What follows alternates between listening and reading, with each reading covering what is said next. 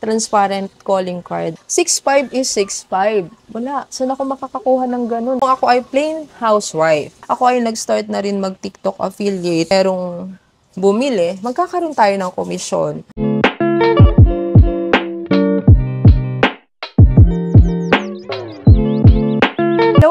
Hello. This is Feel Good TV at muli guys, ako si Irene. Oh guys, narinig nyo na naman yung aking greeting sa inyo. Kapag nagsisimula akong mag-vlog. So, na-miss ko kayo guys. So, ngayon gusto ko lang mag-share kasi sa inyo. Kasi bukod sa ang tagal ko nang walang vlog guys, ayun, meron ako kasing pa-order. Eto guys, kasi dati kong clients. Actually guys, dito sa Feel Good Printing Shop, tumatanggap pa rin ako ng pa-order. Hindi ko na lang talaga na iba-vlog. At sobrang busy ako kasi pumapasok na yung aking toddler. So, kinder na siya, guys. So, kumukuha pa rin ako ng order. Pero yung kinukuha kong pa-order, guys, is mga dati ko ng clients. So, last week, nakapagpa-ship ako ng 3 boxes na transparent calling card kay Dr. Noel De Leon, yung taga-vegan, guys. Tapos ngayon, meron pa akong natapos na 5 boxes ng transparent calling card din. Matagal ko na rin siyang client, no? 5 boxes naman. So, kuha lang ako ng isang box, guys. So, ayan. O, diba, guys? Hanggang ngayon, nakakapag-produce pa rin ako ng transparent calling card. At sobra talagang thankful ako dito sa aking mga products, no? Calling card, magnet, invitation, mga PVC na photo cards, guys. Talagang nakakapagpa-order pa rin ako. Pero ayun nga, guys. Di na ako kumukuha ng bulk. Kasi, di ba, syempre, nagmamatter sa akin ng commitment sa mga clients, guys.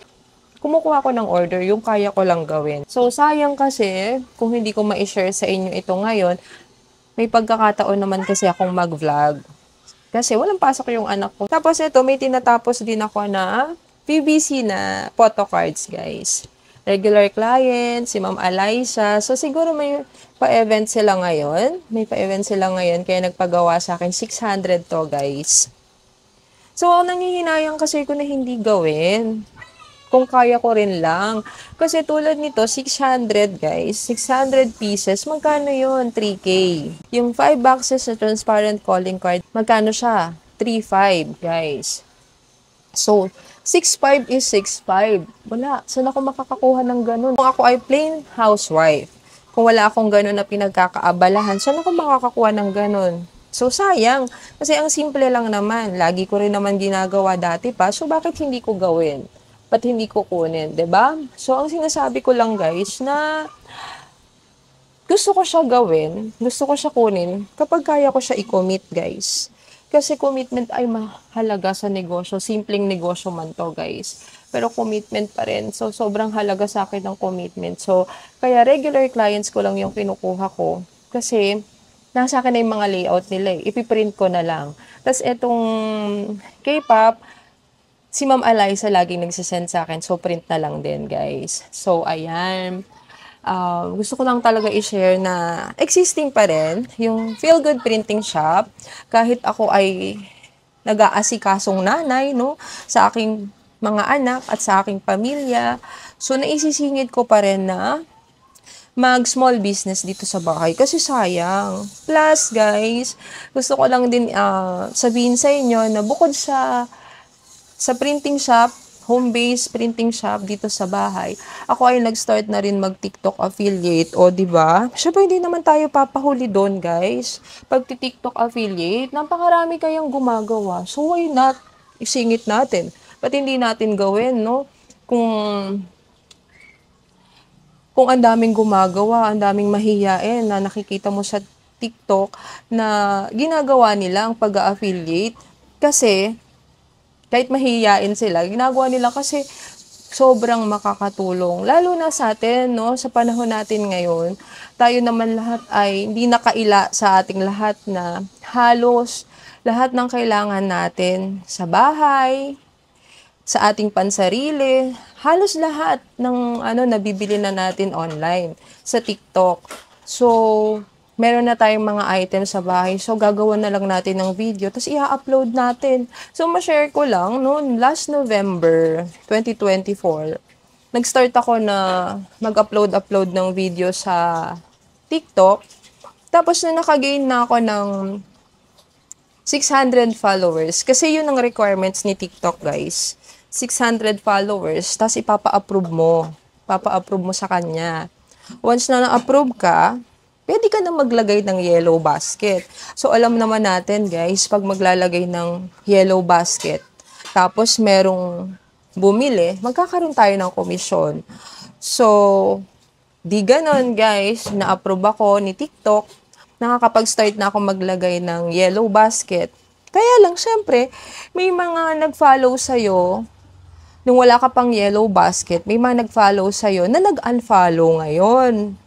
Pero ang kagandahan, guys, kay TikTok, once na na-approve ka na, kahit may mag-unfollow sa'yo or mag-less than ka ng 600, makakapaglagay ka pa rin ng yellow basket. O, di ba, guys?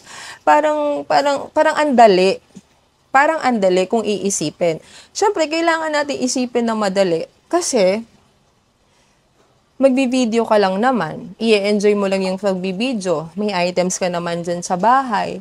So, kaya madali, no? Madali siya gawin. Huwag lang natin iisipin na matagal kumita, baka hindi mabenta, or tamad tayong mag-upload.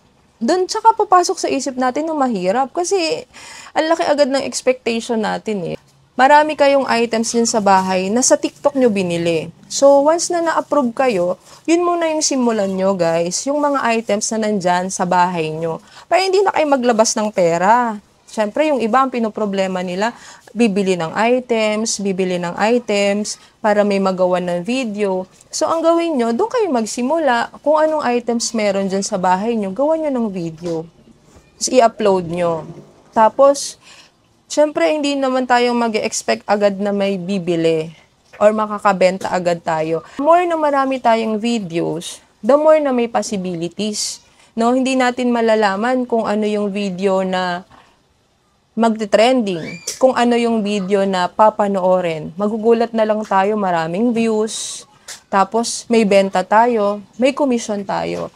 So guys, dapat lalo na sa atin mga housewife, no, ang una naman nating intention is malibang dito sa bahay. Malibang dito sa bahay na at the same time, yung paglilibang natin, magkakaroon ng resulta kasi pwede tayong umincome, 'di ba? Pwede tayong umincome ng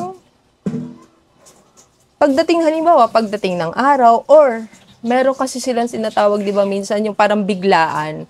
'Di ba ang swerte mo pag may biglaan ka na hindi mo ine-expect, may biglaan kang magugulat na tong video ko na to, parang hindi naman to pinapansin dati, ba't ngayon? Ba't ngayon ang daming bumibili? Kasi marami akong nakikita sa TikTok, guys, na yung mga video nila dati, di nila dinidelete.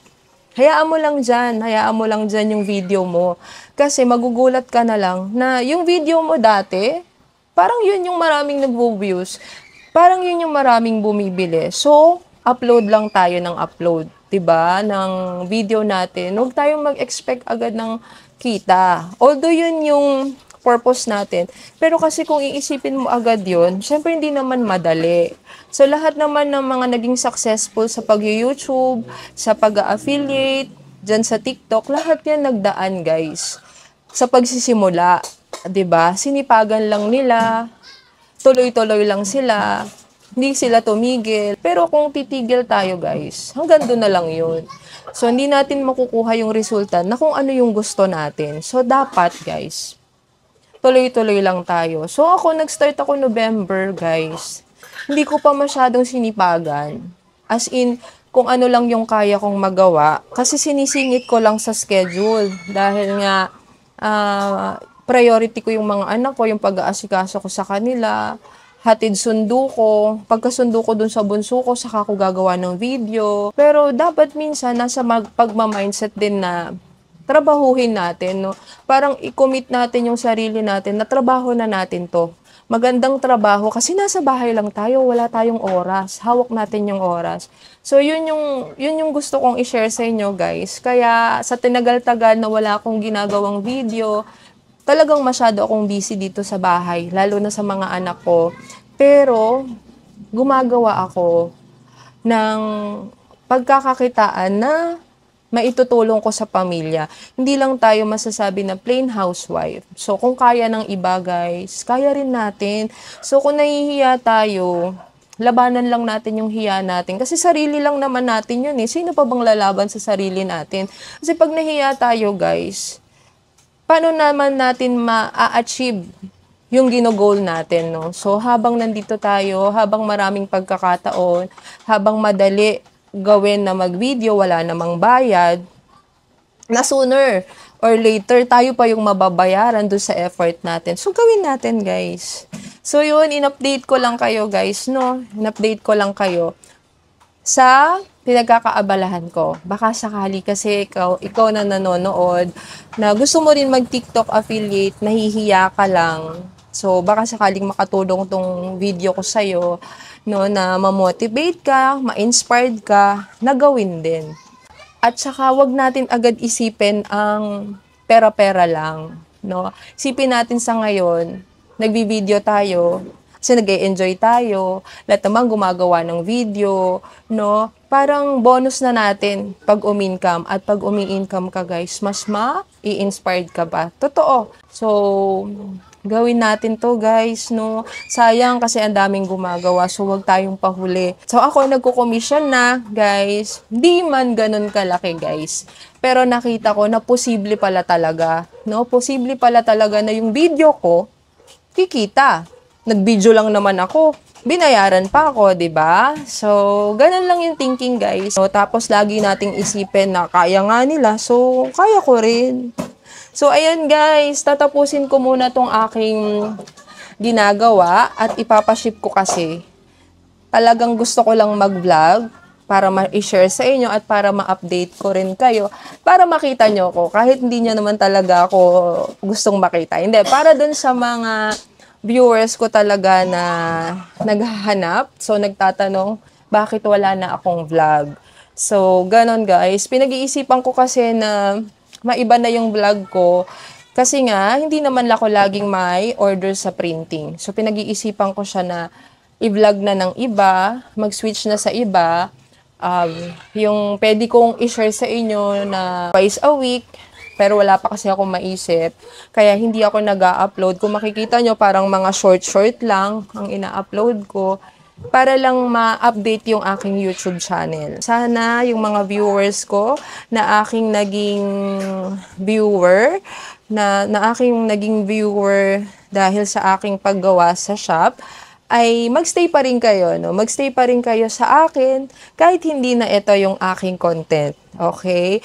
Tapos, kung may naitulong yung aking channel sa inyong pagpiprinting, so, good luck at thankful ako kasi nakatulong yung aking vlog sa inyo. So, tuloy-tuloy nyo lang. Muli, maraming salamat and God bless everyone.